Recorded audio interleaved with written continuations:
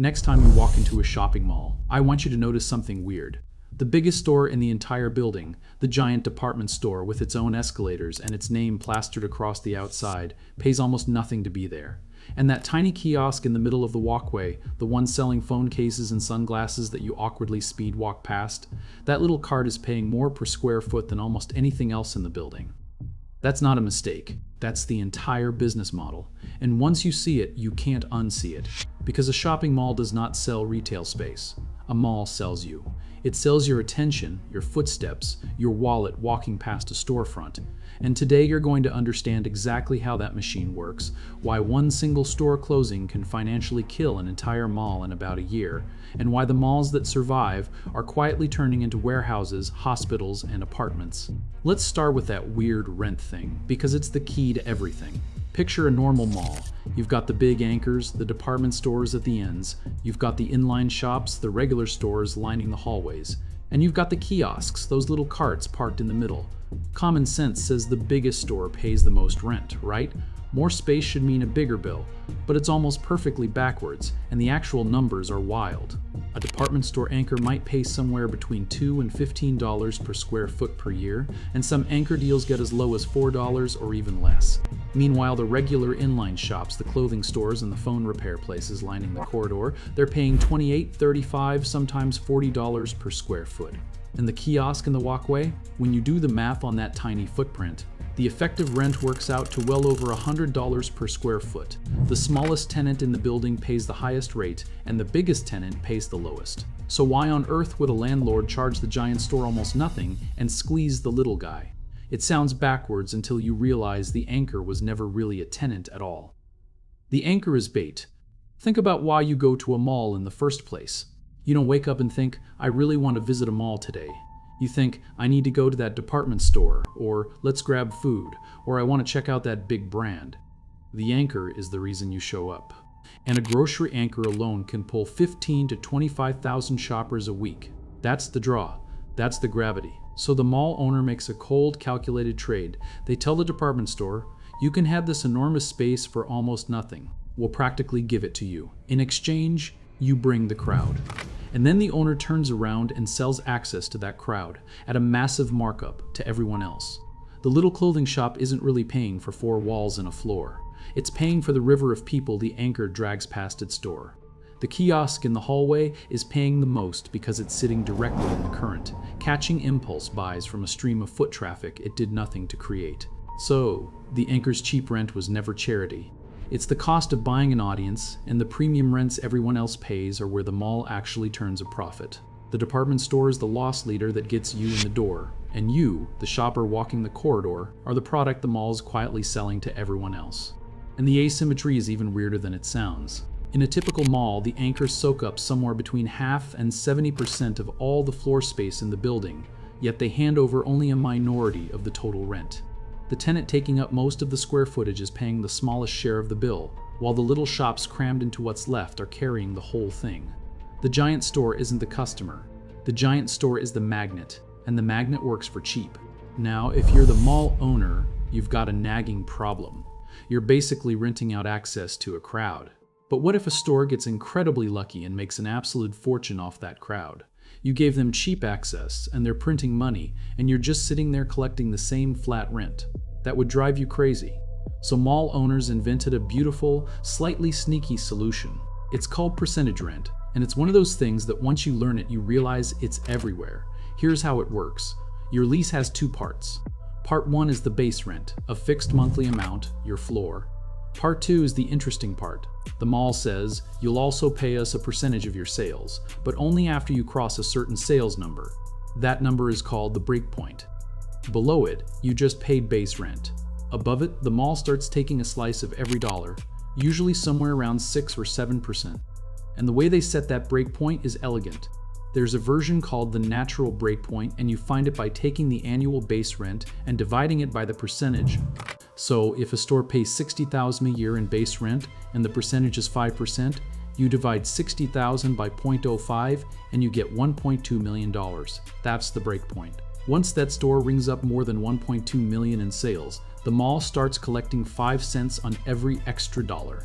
And that quietly turns the mall into a silent partner in the business.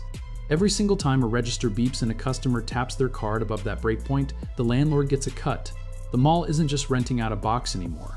It's holding equity in your success without putting up $1 of your inventory or taking any of your risk.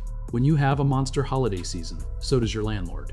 That's why malls pour money into Santa displays and events and keeping the whole place bright and packed. It's not generosity, they're shareholders in your register. So now you understand the machine when it's running well.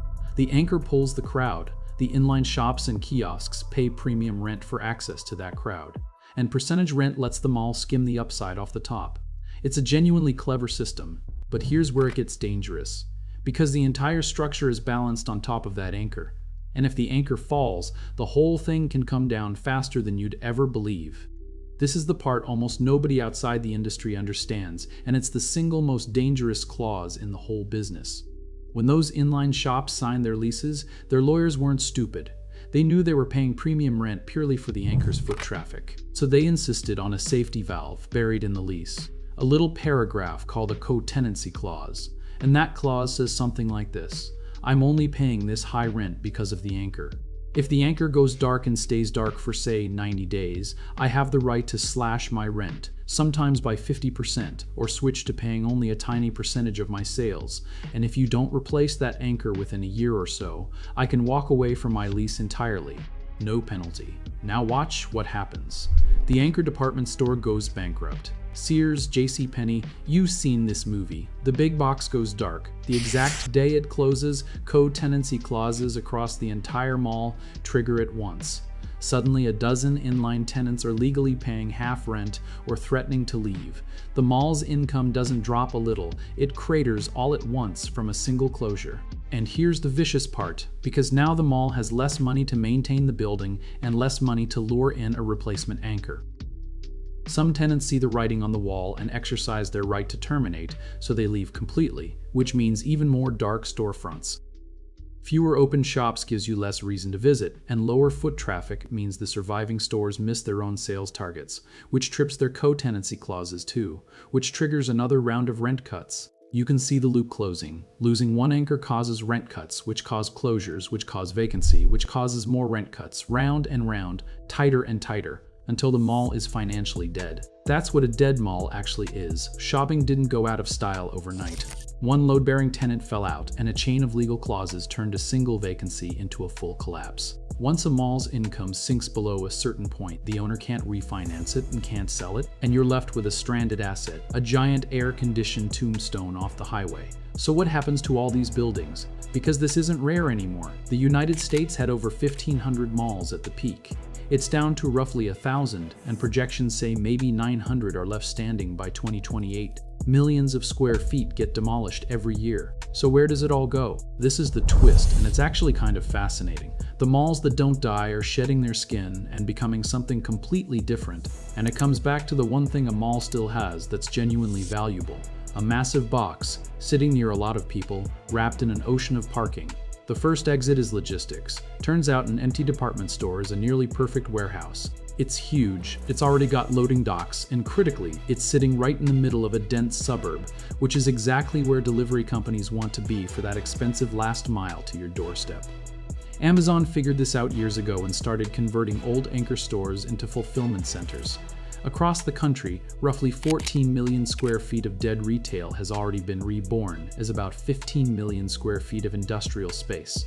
The mannequins moved out and the conveyor belts moved in. The building that used to sell you sweaters now ships them to you instead. The second exit is medicine. Hospitals need exactly what a dying mall has sitting in surplus, which is enormous floor space, ground-level access, and endless parking. So health systems are buying them up. In Nashville, an entire old mall became a giant Vanderbilt medical center. In upstate New York, a health system bought a vacant Sears and turned it into an orthopedic clinic, and because the building, the parking, and the roads were already there, it cut months off the construction timeline. The food court became a waiting room.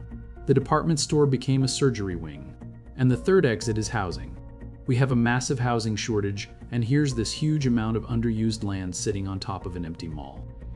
So developers are knocking them down and building apartments, sometimes entire mixed-use downtowns from scratch. One study found that converting just 10% of struggling retail sites into housing could create around 700,000 new homes. Old Sears buildings are becoming senior housing. Parking lots are becoming neighborhoods. So a shopping mall was never really in the business of renting space. It was manufacturing foot traffic and selling access to it right up until the bait walked out the door and one buried clause turned a single closure into a chain reaction. Next time you walk through one, look around a little differently. Notice which anchors are still lit up and which ones have gone dark behind the roll-down gates. Because that empty store at the end of the hall isn't just one business that failed.